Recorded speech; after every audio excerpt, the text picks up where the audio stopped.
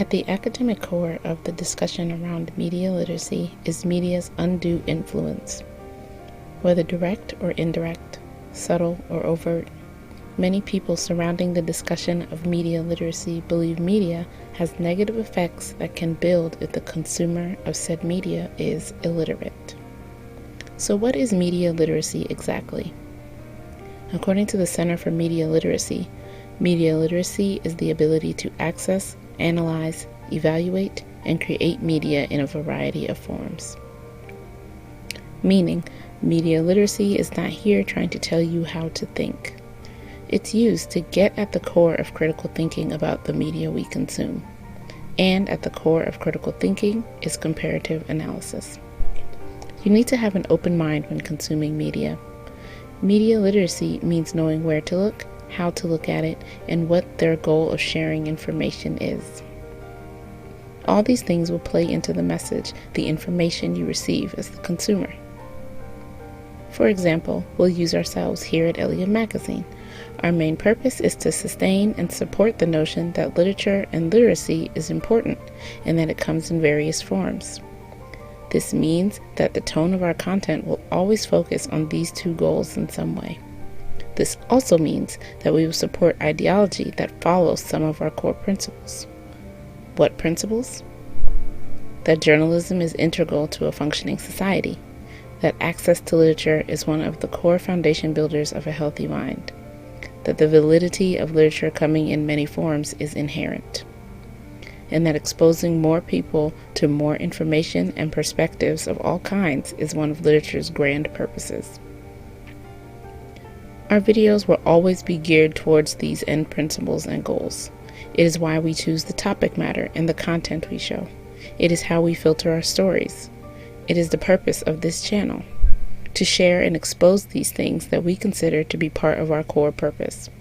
Everything we do is tainted with those principles. Yes, we said tainted. This is why it's important to read laterally, as it is called by many media literacy professionals. Googling who their research is sponsored by, if applicable. Reading laterally or externally helps with verifying credibility and comparing information presented rather than only reading vertically, which includes looking at their history, their about section, their founder information. Because while something might be claiming that it is here to give people the truth, and even if some of the things they say are not untruthful, they can be practicing what is also called cherry picking. This is a term that originated before social media but still applies.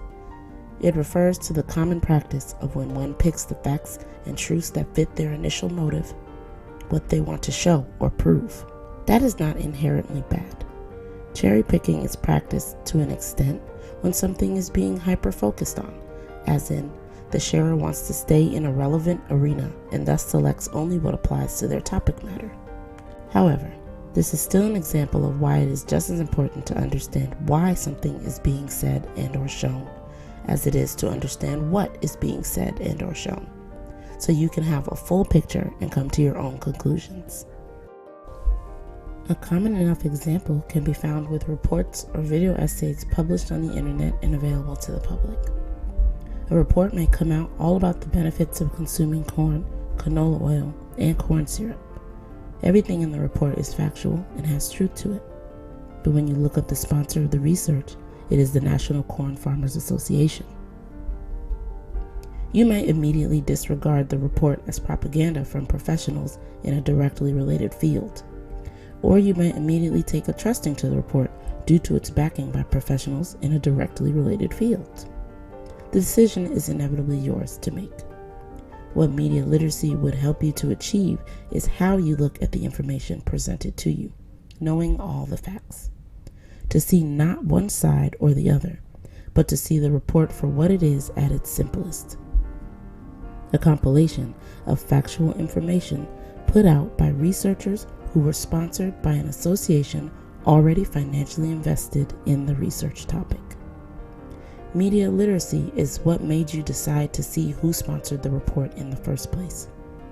Media literacy is what has you looking into related reports not sponsored by any agricultural industry about corn, canola oil, and corn syrup, and comparing what you've read.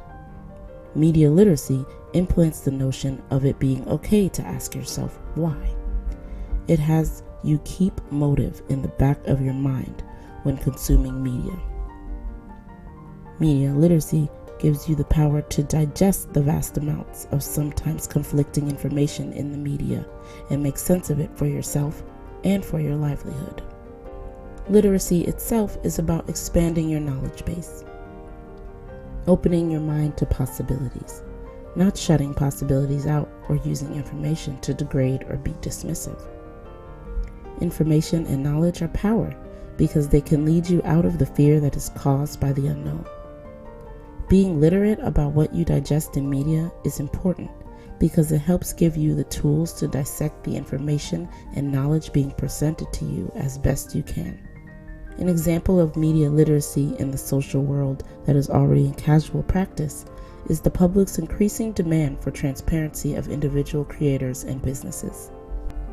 As more and more people flock to the internet for information, and more creators, sites, organizations pop up with information to share, the consuming public has increased its demand to know who exactly is behind the curtain.